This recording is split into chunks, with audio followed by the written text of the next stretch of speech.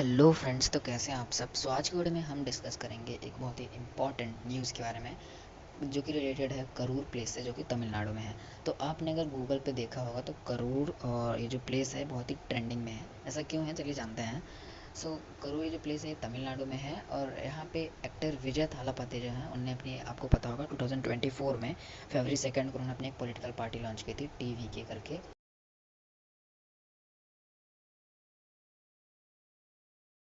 तमिलंगा वेत्री खजकम, ये उनकी political party का नाम है, जिसका मतलब होता है तमिलकम विक्ट्री फेडरेशन।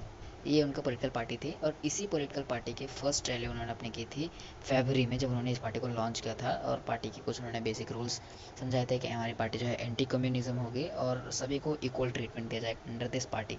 ठीक है। तो आपने देखा होगा ये जो हमारे विजय थालापति एक्टर हैं, इंडियन एक्टर तमिल इंडस्ट्री के, ये बहुत ही फेमस है अपने एक्टिंग के लिए।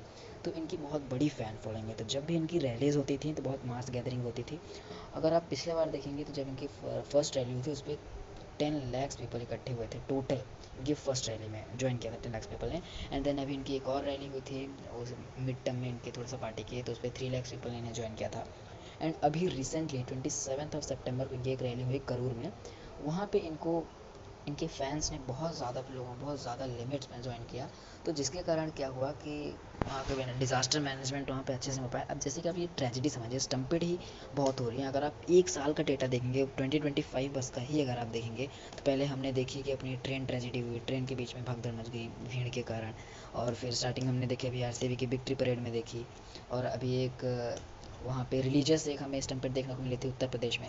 तो ये सारी चीज़ें होती जा रही हैं, बट इस पर कंट्रोल कोई नहीं कर पा रहा है, क्योंकि इन सारी चीज़ों की जिम्मेदारी किसको जाती है, डिज़ास्टर मैनेजमेंट टीम को। तो वहाँ पे एक डिज़ास्टर मैनेजमेंट कैसे वर्क करेगा, मतलब इसका जो ब्लेम है वो तो अभी थालापति पे ही डाला जा रहा है, विजय पे डाला जा रहा है, विजय जी पे ही। तो क्योंकि जो मास गैदरिंग थी उसकी एक लिमिट सेट करनी चाहिए थी तमिलनाडु पुलिस को, कितने लोग आ सकते हैं।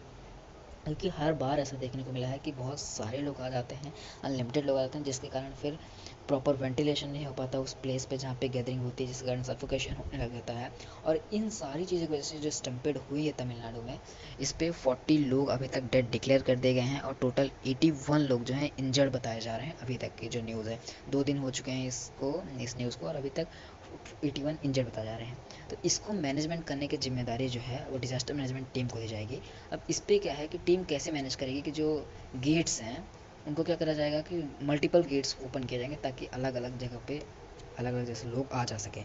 अब एक तो इसका एक और रीज़न है स्टम्पेट का बहुत बड़ा साइकोलॉजिकल, अगर आप रीज़न देखेंगे तो लोग सभी के माइंडसेट में चलता है कि ये लोग नहीं मिल पाएंगे, इस एक्टर से नहीं मिल पाएंगे। तो इस एक्टर से मिलने के लिए सभी लोग क्या करते हैं, आगे बढ़ने की कोशिश करते हैं कि आगे रहेंगे तो हम मिलेंगे, आगे रहेंगे तो हम मिलेंगे। तो जिसके कारण क्या होती है कि एक रनिंग टाइप की सिचुएशन क्रिएट हो जाती है, लोग दौड़ते हैं और जो लोग गिर जाते हैं उन्हीं में फिर लोग उनके ऊपर से चढ़ के जाते हैं और उनकी डेथ हो जाती है। तो यही एक मेन कारण है, साइकोलॉजिकल कारण है एक ये वाला। और डिज़ास्टर मैनेजमेंट टीम को, पुलिस फोर्स को, जो ट्रेनिंग जवान होते हैं वहाँ पे आर्मी वालों को, उनको ये सारी चीज़ें मैनेज करके रखनी चाहिए। कितने लिमिट सेट करनी चाहिए, इस गैदरिंग में इतने लोग आ सकते हैं, इससे लिमिट से अक्रॉस अगर आप जाएंगे तो लोग नहीं आ सकते हैं। तो ये सारी चीज़ें जब तक नहीं होंगी तो इस और ऐसे स्टम्पेड हमें देखने को मिलेंगे इंडिया में। अभी इंडिया में 5 स्टम्पेड टोटल हो चुके हैं 2025 में ही, अगर आप देखेंगे तो ऐसे होते जा रहे हैं। बट गवर्नमेंट ऑफ इंडिया क्या कर रही है हमें को समझ नहीं आ रहा है। यूजुअली एक कमीशन बिठा देती है, कमीशन इंक्वायरी करती है, इंक्वायरी की रिपोर्ट उसकी आती नहीं है।